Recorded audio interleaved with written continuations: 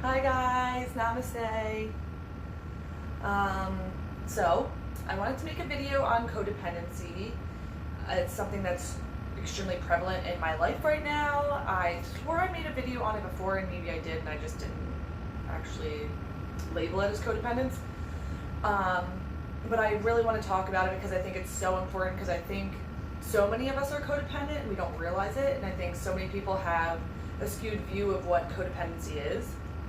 I know for me, like when I first started getting into a mentor of mine talking to me about what codependency is, and in recovery especially, because he truly believes that the source, the core of addiction is a codependent. And at first I was like, I am not codependent, I am super independent, I'm an independent woman, and like I do things on my own, I've been out on my own since I was 18, blah blah blah, like that. A codependent was somebody who like fell on other people and like needed other people, and that's not necessarily what a codependent is. A codependent person is somebody who, I think it's different for every person in every situation, because there's different types of codependence as well. Like so I want to start off by talking about, if any of you even know what codependency is, or want to start to dive into like how you can start working on your codependency, I really suggest you getting this book. Vincent DiPasquale, who's the mentor that I'm talking about, really describes it just in such a way that is, I think, touching to everybody.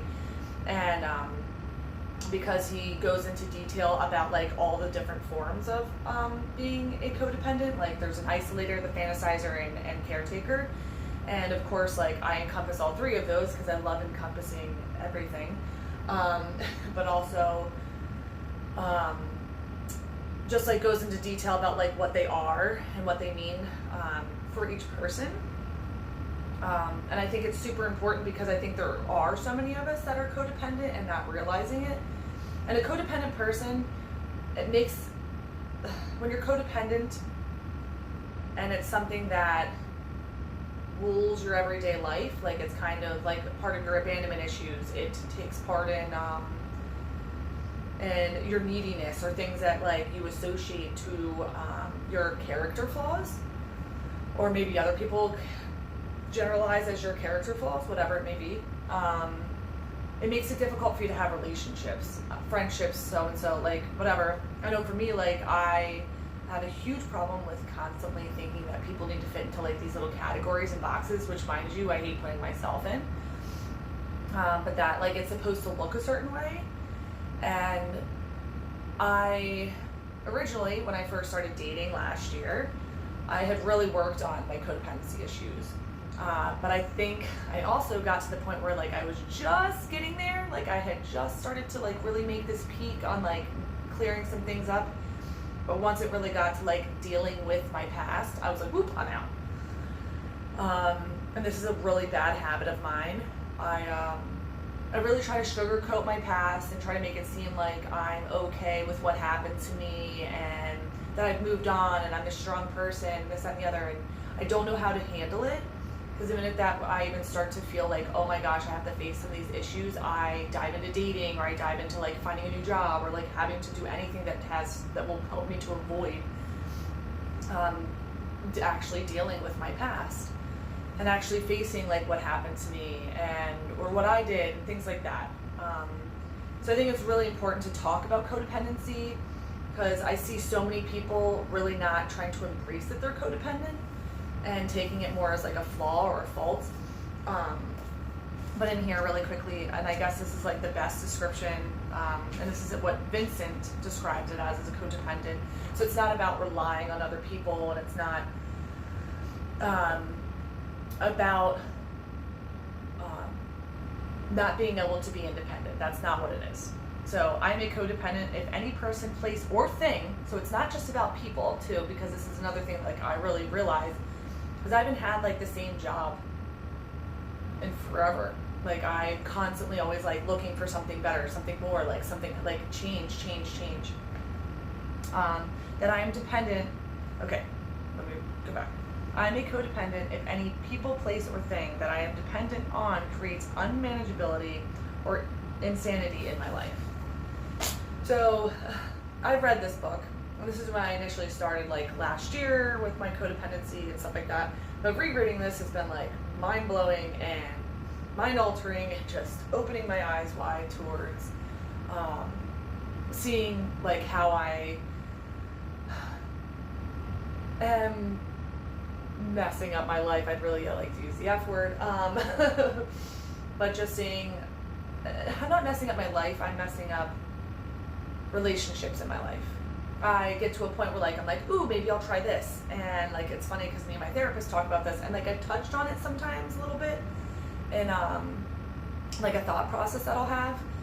And I think it's almost something that, like, scares me. I am indecisive. So I'll get to a certain point where, like, the whole poly situation, like, oh, I'm going to dive into this. It starts to, like, actually work for me, but then it's, like, too emotional or something that's too heartfelt or it's too scary, and then I just veer off into something else. And it's just interesting that that's, you know, what I do to myself, and creating bad habits, like, just even with friendships and things like that. Now, I'm not saying that, like, you know, every codependent, like, oh, if you're codependent, you need to entertain toxic relationships, by no freaking mean, because I think that's also another problem with some codependents. Like, I know I am way too loyal sometimes. Mind you, I have been a shitty friend, I know that. I'm not saying recently, I'm saying, like, in the past and stuff like that, but I'm saying, so for those people who took me out of their life because I was toxic and a shitty friend, they had every reason to. Same for me right now. Like, I am in a process of, like, growing pains and things like that are changing, and I just won't entertain toxicness. I've had, you know, kind of a situation that's, like, been lingering a little bit, and I think I've been kind of, like, allowing it in my life, where I'm seeing that I'm trying to, like, entertain. It's not even just, like, one specific person. But, like, past behaviors that I know from, like, 2019 have just been toxic for me. And, like, I owe them something, but then, like, looking back, it's kind of like, you were doing me a disservice during that time, and now it's like I feel bad. Like, it's nice to know that I've made growth in knowing that, like, these people aren't bad people, they just are different from where I am. Like, where I'm at a point in my life where I don't want to be playing the victim anymore, and I want to be moving forward, and I want growth, and I want change, and I want to be a better person. Like, I want to stop cycles. Like, I had kind of touched on in, I know I'm so all over the place, and I apologize. Hopefully I'm going to, like, just get down to it. But, like, I touched on in my last video about living with my ex-girlfriend, so difficult. If any of you are in those situations, I truly, like, heartfelt feel for you, because it is, like, heart-wrenching.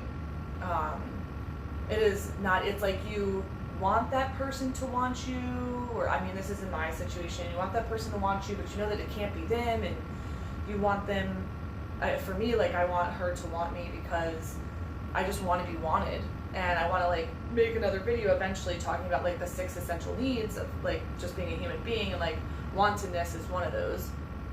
And just seeing how much that, like, runs me recently. Even, like, wanting to date, and I'm in no room, like, I have no business dating, like, at all, like, in the slightest form. So really just trying to, like, find friends, which, thank you, Bumble BFF, by the way, so freaking cool. I've literally had, like, a blast, like, finding friends and not having expectations, so nice. So I really highly suggest it if anybody thinks it's weird or whatever. It's really not that weird. Although some people are weird, so whatever. But yeah, like, just being in that rawness and this extremely difficult time where I don't know where to go because I love and care about her. But I'm hurting. I assume or believe that she's hurting on her own, and we can't, like, help each other. So it's, like, weird because, you know, like, I'm at a point in my life, like, where I think before, like, my last ex before her, we kind of more, like, just were at each other's throat and hurting each other. I was about to just kind of blame her, but I definitely did the same as well. And, like, feeling like who's wrong, who's right, and then trying to categorize them, like, as a bad person. But she's not a bad person. Like, she was hurting and upset. Like, she went from like this, like, in my eyes, like, did nothing wrong, to like, oh well, I need to leave, like, this is harming me, this is a toxic situation, which wasn't the full situation anyways, but I didn't feel like was serving me at that time. And then of course, like, because we were splitting up, like, we were both just like really not so nice to each other. So now being in this situation where I'm really not trying to do that, like, at all, and living together, like, I mean, we're in close quarters, like, I don't want to hurt her any more than, like, we've already been hurt. Like, I've done my doing, she's done hers, but it's like kind of nice too, because like there's times where, just like this morning, like, just having coffee and a Coke or whatever, and just like kind of being able to like talk to one another, and it sucks too, because I'm going to miss her. I'm going to miss the routine of things, and the friendship that we kind of had. So that's difficult, and like certain things about her, but like watching YouTube is amazing, and like truthfully helps you to grow. You can find like just about anything, but even watching, I think her name's like Candy Scott, and seeing like her and her ex like being friends, and that it's okay to like miss somebody without wanting to be with them, like, that really helped me, because I'm like, why am I missing her? I don't want to be with her, but I'm just missing the routine and like old parts of her and things like that. So but yeah, getting back to like the whole codependency and what I was talking about, like, it doesn't mean that you need to like entertain toxic relationships or toxic friendships and things like that just because like you feel like you're codependent. And our loyalty that's not what our loyalty should be to you. Like, your loyalty needs to be to yourself and what works best for you, because you also have to remember that that other person is doing the same, because you're being so loyal and this, that, and the other. They're doing this service to you by allowing that, because you're working for them. So yeah, getting back into codependency, and I just think that everybody should try to look into it a little bit deeper, and seeing if that's something that is the core root of your addiction, or is the core root is to why you feel like you're having faltering problems or situations with your job or work or relationships. Work and job are the same thing. So just to help you to maybe find some balance, because I know when I really started the journey, I really felt like a huge change in my life, and I felt like a more positive outlook towards things, and understanding that, like, I was brought up a certain way. Like, there's also like having these human essential needs. Like, there's just something that's like innate in you, that it's not something that you have control over. It's not because of the way that you were brought up and things like that. But then there's also like the influence from society and your parental situation, how you're raised, and the different aspects of that like molds you as an adult, and ultimately give way towards like the people that you choose in your life. And I know for me, like, I generally tend to go towards the whole caretaker thing, because I truthfully try to avoid myself so much that I'll take care of everybody else just to void the faults of my own, because it helps me to completely avoid my own crap, because really sitting down and thinking about like some of this crap and like how it has affected me is really scary. And I know for me, like, super scary, because I grew up being like verbally abused and emotionally abused, and being told that being emotional was so wrong and this, that, and the other. And I unfortunately I think that's kind of almost like portrayed or protruded even more so in my being, because I mean, most of my life I've been growing up being told that like I'm too emotional, and yeah, I've like literally tried to run from that like my entire life, and to the point where like I am a huge reactor towards certain things, because I don't know how to react. I don't know how to have these emotions, because I was told that I shouldn't my entire life. And that's to contribute towards like my codependent behaviors. So I mean, having this awareness is super helpful, and like the book alone like has its steps and guidelines. Like, it literally goes into like explaining it and helps you to like identify this is your issue, but then also gives you like tools and ways that you're going to work through that. So please get it. And also, like, if you are looking for more outlets and more people to like be following, Vincent DePasquale is on YouTube, so please make sure that you look and try to find him.